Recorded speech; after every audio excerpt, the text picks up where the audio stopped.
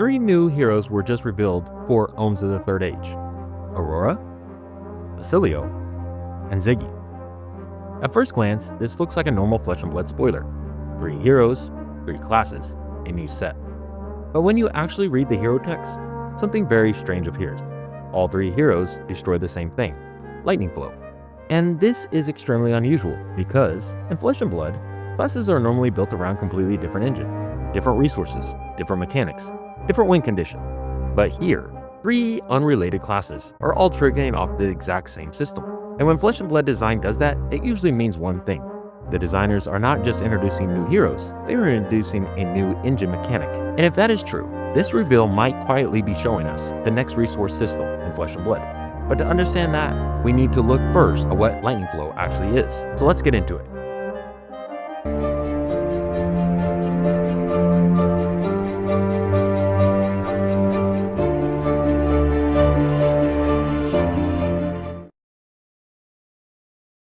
So when LSS first made this announcement, observation was that each hero interacted with this new mechanic called lightning flow.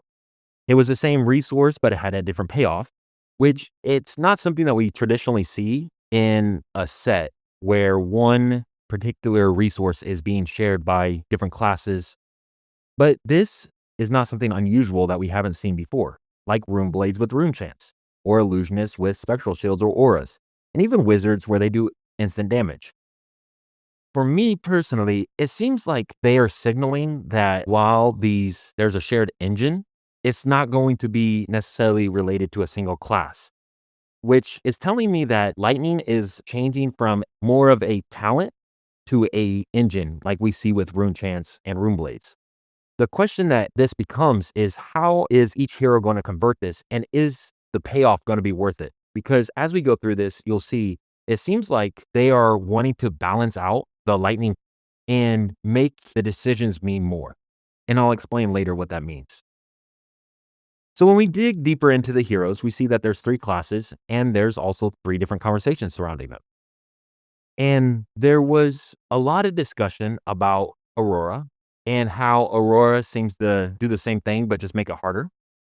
My thoughts on Aurora is that yes, you destroy lightning flow in order to gain an embodiment of lightning. And this signals that Aurora is still going to be aggressive tempoed. There's going to be scaled combat. It's going to have sustained pressure, which really fits the rune blade design because rune blades traditionally are focused on converting resources into damage. So lightning flow functions as a tempo source for the aggressive strategy, which is why Aurora really hits that spot.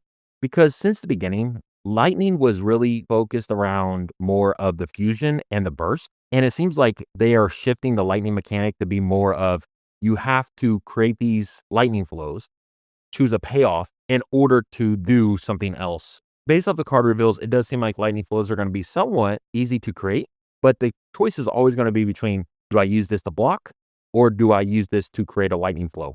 And I think that's going to be the challenge, and it's going to be interesting to see how the design of these cards get, because I do think Aurora looks really good. I'm excited to play Aurora. Even in Blitz, Aurora was really fun to play. I think, like most people, I was sad to see her LL so quickly, but I do think that this new redesign is quite interesting, and I'm really happy that they decided to use the same type of mechanics and gameplay, but make you have to work for it a little bit more. The most intriguing thing is this lightning flow, though, because when we look at these other heroes, it's really telling us there's something deeper beneath the surface, because it seems like they're trying to shift the way that each class is being played and how the talent of lightning is going to be used. Because I believe this is a setup for the future and not necessarily a single set specific talent or how the classes are going to be played moving forward. Because we see this with Oscilio. Oscilio has the ability to discard a card and create a ponder. And then by discarding, if that's an instant, then you're able to play that card this turn, which is an extremely interesting design for Oscilio, because if you look at Oscilio now, being able to discard and draw a card is really interesting, right? The ability that Oscilio currently has, that is one of the downsides of Oscilio, is your hand can just break and you not have any options. And then you sometimes are not able to fully convert your hands. What this does is, it allows you to discard a card. And by doing so, you are still able to play that discarded card, but you create a ponder token, which pretty much ensures that you will always have a 5-card hand when you need it. And that's going to be able to allow for Oscilio to set up those combos a lot easier and be more effective with the combo choices. And so the class as a whole, when it comes to wizards, has always historically been centered around two major problems. And these two problems are either extremely oppressive or very difficult to win with. We can see this with the other wizards, but they sometimes can be difficult to win or they're very oppressive towards your opponent. What Oscilio and this new design, it seems like the wizard class is going to be able to filter cards and have more resource recursion and decision-driven gameplay over just pure damage bursts. Because there's a lot of times with wizard where you're just trying to stack the damage in order to do one big swing with that turn. This seems like it's going to be more interactive and allow you to filter through your cards. It's going to be more tedious with the decisions than if it was just how it is now, where you're just trying to push pure damage. So Wizard is kind of becoming more of like a toolbox strategy, so less explosive and more manipulative. If this design continues, it's going to represent a huge shift in the Wizard that we haven't seen in years. It seems like they're really trying to change the way that the Lightning talent is played and also how these classes interact with that talent. And it's going to be more decision based instead of just instant burst. But we obviously haven't seen all the cards, so it's kind of hard to say. Maybe this opinion might be a wrong take, but given the data right now, it just seems like that's what's going on. Because if we look at the next design with the Illusionist, it really changes how Illusionists are being currently played and how Illusionists may be designed in the future. Because Illusionist decks really rely on aura stacking and board presence, building up your board, and then defending the objects or the items on your board. But Ziggy seems to interact with lightning auras different because of the ability to banish an aura, recycle them, and then use hollow counters to then be able to play those cards. So it suggests that Illusionist is really moving towards a resource recycling and less focused on a static board state, but more on being able to use the cards efficiently and choosing when to recycle, when to bounce things, when to put things back in, and also using the counters. So there's going to be times where you're going to play an aura, and then you're going to be able to bounce that back to your hand and then play it again so that it doesn't leave the board. So it's almost like making sure that your board can stay longer, but it's going to be more tactical and your decisions are going to have to be more calculated on what direction you're going to go. Because if this direction continues with the design space, then I think it makes Illusionist way more dynamic, but it fundamentally alters what we know Illusionist to be, which I don't think necessarily is a bad thing because I am really excited to play this hero. Out of all the heroes, I like Aurora, don't get me wrong, and I'm excited to play Aurora. But Ziggy, to me, is one of the heroes that I'm most excited for just because I like Illusionist naturally. I played all of the Illusionists, and I think the Illusionist playstyle really matches my gameplay. But I'm really curious how they're going to kind of direct the way that this hero is played. So when we take a step back and we really look at this release and what we know so far, we have 3 classes that all share one resource. And when Flesh and Blood usually does this, this signals something important.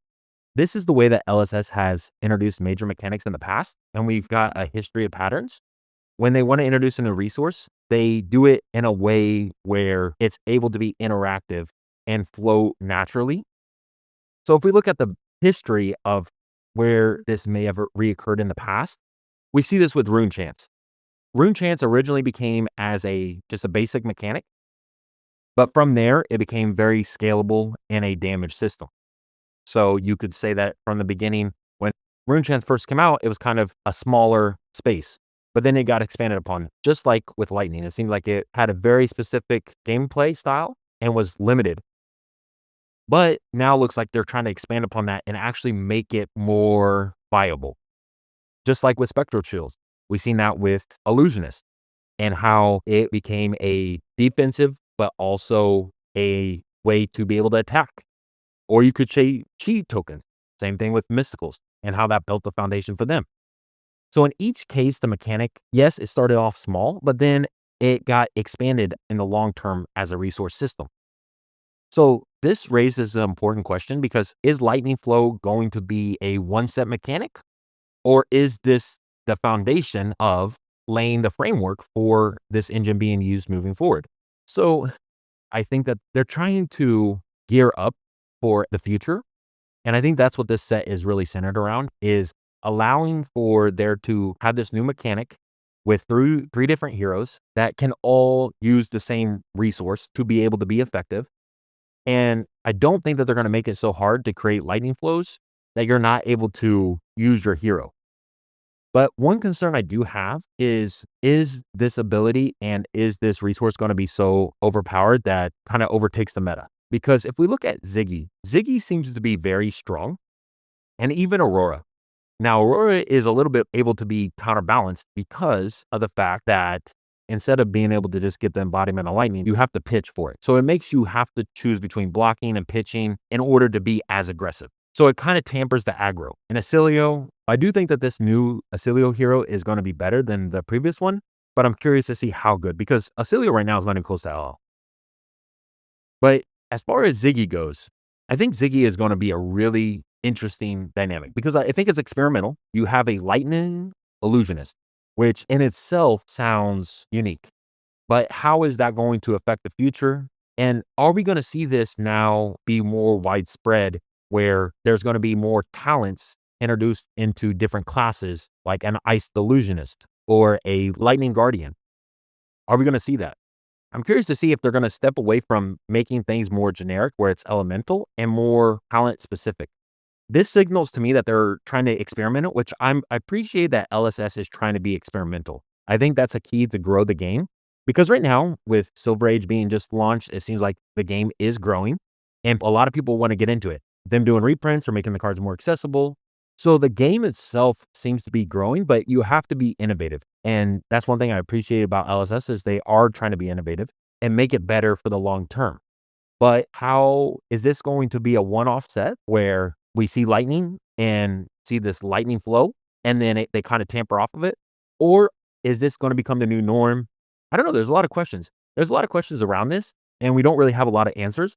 But I'm just really excited. I think that this is going to be an amazing product. I know that some people are kind of down on it. I've read a lot of comments where people are saying they don't play Lightning or they don't play Illusionist or they wanted other heroes. But it seems like LSS is not going to release a product where every set is going to have a hero that maybe you play if you're class specific. But I do believe that this set will have cards to support every class. We've seen that for the last couple sets. And sometimes just one card can change the complete meta or make a hero viable just by adding one card. And we've seen that in recent days where just with Compendium, where cards are introduced and decks that were mid-tier are now, winning events. But the question that I see most when it comes to the community and the discussions are why Aurora is back now instead of having Lexi or Icelander or Dromai, and why they brought back Aurora. I believe the reason is because Aurora is meant to be the bridge between the old and the new lightning mechanic. Because from a design perspective, I think Aurora makes the most sense. When Aurora was introduced in Rosetta, you could see that they were already trying to change the way that the lightning mechanic worked.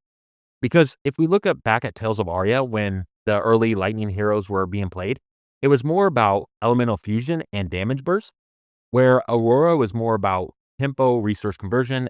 So bringing Aurora back may not be the worst thing right now. Now, I think the bigger picture and the bottom line of this is that this is just my personal thoughts and opinions. The reason why they brought Aurora before they brought out the other heroes is because the next set is going to have some of those bigger name heroes. I think that there's a potential that the next set has a Lexi, that there's an Icelander, that's a Dromai. Potentially this set could have all three. I don't know how they would connect all three, but potentially that could be the next set. Or maybe we just get Dromai. But James White has kind of promised that set 20 is going to be set defining release and it's going to be massive. So they've really hyped up set 20. I'm expecting something really big and really quite amazing to be released. So I think in order to do that, you're trying to amp up the set 20. You don't want to introduce a new mechanic and have to center around the whole set for a big set like that. There's a lot of reasons I think went into this decision, but I think one is just to introduce the lightning flow because I do think this is going to be a persistent resource and it's going to allow for future design spaces to be able to be used when it comes to this. So my final thoughts are Right now, it is way too early to speculate too much about Ohms of the Third Age, but I'm very excited about this because there's limited information. You could speculate and kind of theorize about a ways that this could go. But even on this early reveal, design seems to be very specific and intent, which I'm really happy about. I know that they may not be simply bringing back Lightning as to what we know Lightning to be, but it does seem that LSS is rebuilding the Lightning system, which I appreciated through the shared resource and Lightning flow. And I'm really excited that they're expanding the talents across more classes and allowing those talents to interact with those types of resource systems like Lightning. And I think that potentially this new mechanical ecosystem that's being introduced is going to set precedents for future designs and allow for that to become the new norm, where they're going to take kind of old mechanics and then bring them up to date and make them better. And if that turns out to be true, I think Ohms of the Third Age might not just be introducing new heroes, but it's laying the foundation for major engine mechanics moving forward in Flesh and Blood. And it's something that we should be really watching for as more cards are revealed, how this is actually going to transition the game as a whole. But that's all I got for you guys today. Thanks for watching, and I'll see you on the next one. Like and subscribe, and let me know down below what you guys think. I'll see you on the next one. Thank you.